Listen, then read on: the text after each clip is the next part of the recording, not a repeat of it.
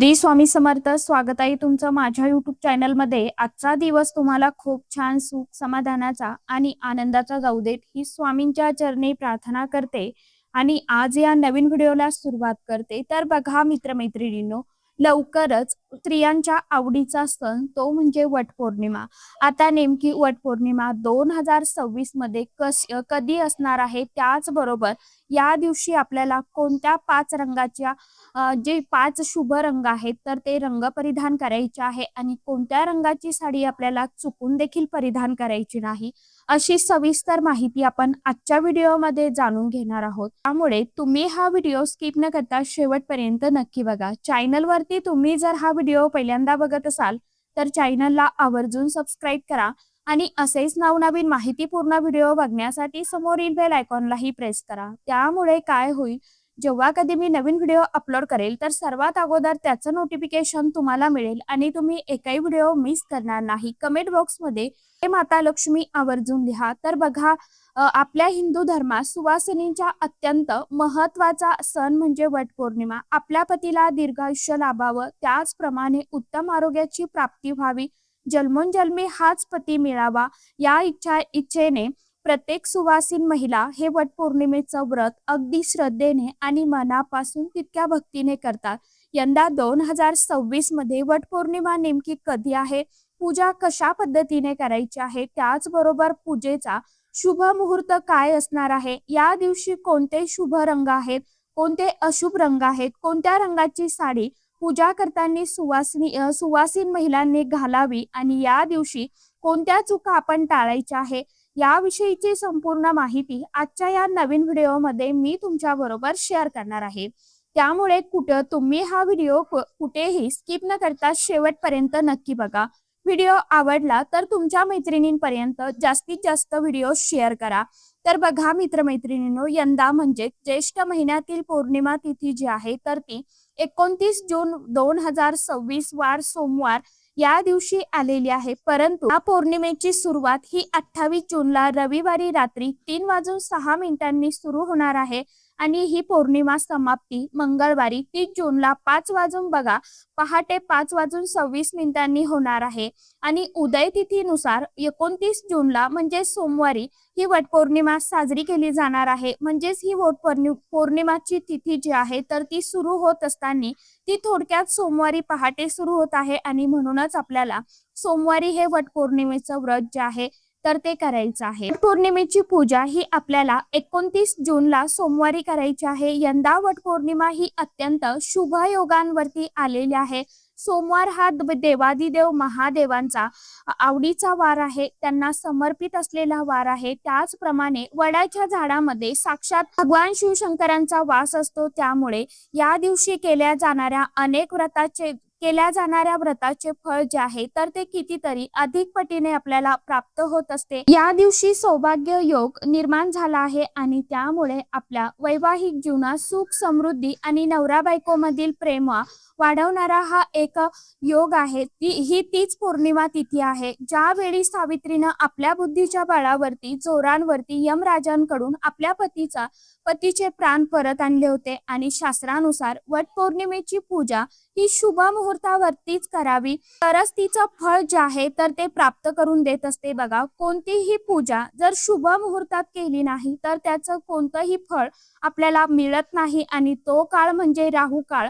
राहू काळ हा केतूचा कारक आहे आणि या राहू काळात कोणतीच जर पूजा केली किंवा पाठ केले तर त्याचा आपल्याला कोणताही लाभ जो आहे तर तो होत नाही. म्हणून आपल्याला कोणतीही पूजा राहू काळात कधीही करायची नसते.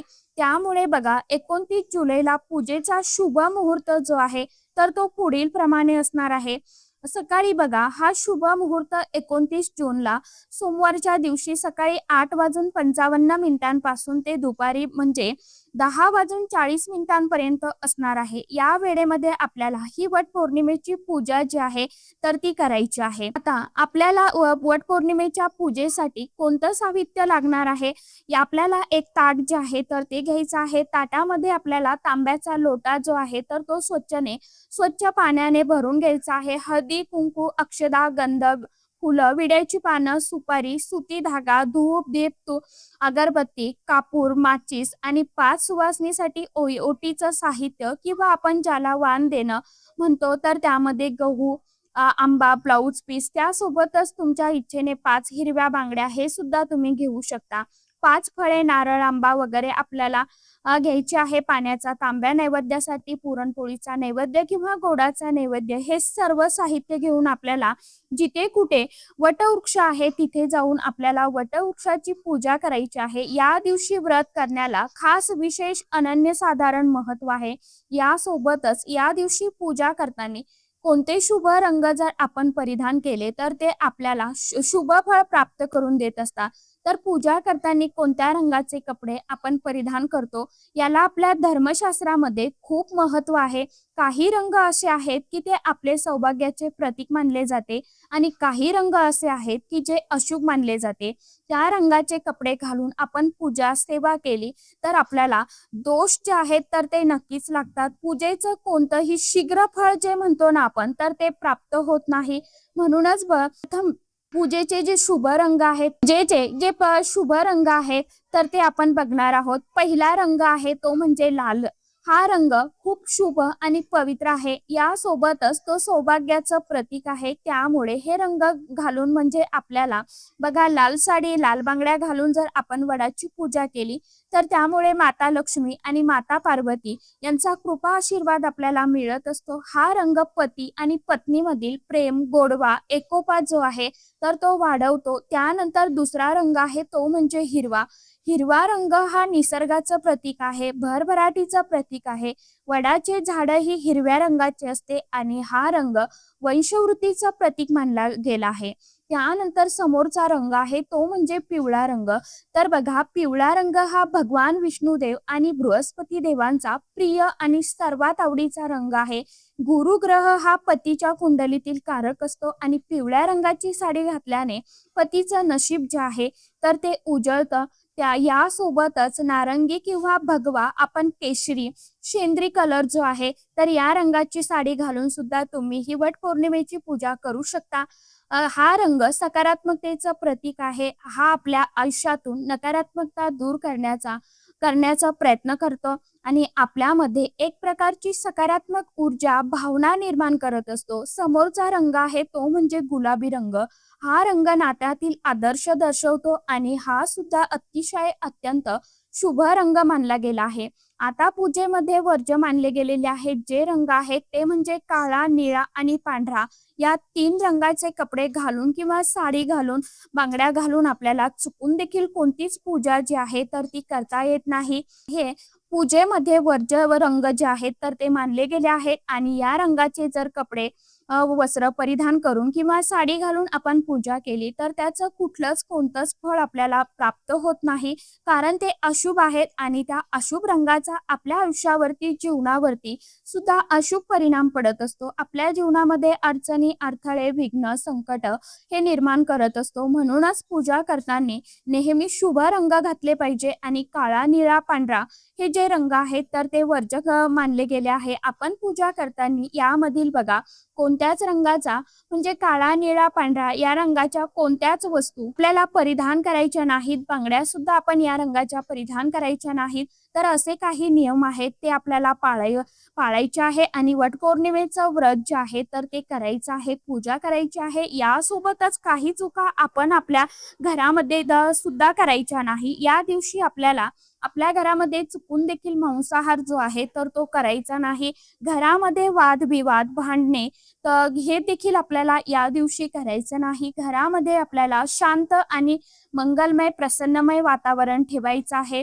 त्याचप्रमाणे आपल्या घरामध्ये स्वच्छता या दिवशी ठेवायची आहे, कारण की पौर्णिमा तिथी जी आहे तर ती माता लक्ष्मीला समर्पित असते आणि या दिवशी आपल्या घरामध्ये जेवढी आपण शांतता, स्वच्छता ठेवू ती माता लक्ष्मीला प्रिय असते. म्हणून जिथे स्वच्छता असते, जिथे शांतता असते तिथे माता लक्ष्मी ह्या स्वतःहून प्रवेश करत असतात. तर अशा पद्धतीने आपल्याला काही रंगाच्या साड्या ज्या आहेत तर त्या वटपौर्णिमेच्या दिवशी चुकून देखील घालायच्या नाही. आणि जे 5 शुभ रंग आहेत तर हे देखील मी आजच्या व्हिडिओमध्ये तुमच्या बरोबर शेअर केलेलं आहे. तर आशा करते व्हिडिओमध्ये सांगितलेली माहिती सर्वांना समजलीच असेल. व्हिडिओ आवडला असेल तर व्हिडिओ जास्तीत जास्त इतर मैत्रिणींपर्यंत जास्तीत जास्त पोहोचवण्याचं काम करत जावा. इतर मित्रमैत्रिणींना देखील जास्तीत जास्त लाभ व्हावा अशी भावना ठेवून इतरांना व्हिडिओ जास्तीत जास्त शेअर करा. व्हिडिओ आवडला तर व्हिडिओला लाईक करा. तर चला, आजच्या व्हिडिओमध्ये इतकीच माहिती होती. कशी वाटली नक्की सांगा. व्हिडिओ आवडला तर चॅनलला लाईक, शेअर, सबस्क्राईब जरूर करा. परत भेटूया नवीन माहितीसोबत, नवीन व्हिडिओसोबत. तोपर्यंत सर्व माझ्या यूट्यूब परिवाराला श्री स्वामी समर्थ.